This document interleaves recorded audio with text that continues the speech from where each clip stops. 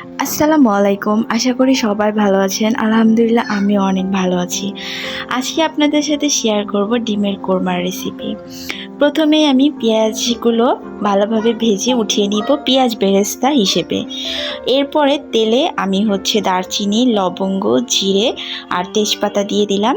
তারপরে পেঁয়াজ দিয়ে পেঁয়াজটাকে ভালোভাবে ভেজে নিব। পেঁয়াজ ভাজা হয়ে গেলে এখানে অ্যাড করব কিছু টমেটো কুচি।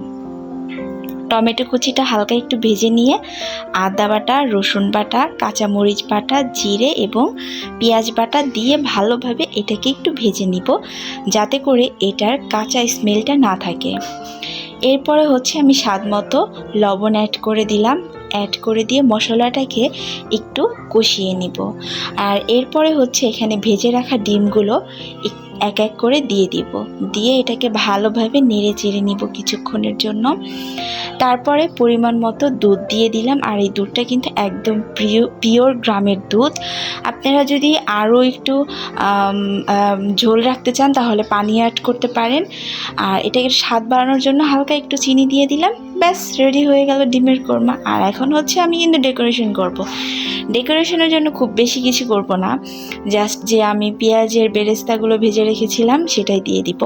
আর হ্যাঁ, এটা কিন্তু আমার রেসিপি না, আমার ফ্রেন্ডের রেসিপি। ওর ডিমের কোরমা কিন্তু খেতে খুবই মজা হয়। আপনারা কিন্তু বাসায় অবশ্যই ট্রাই করবেন।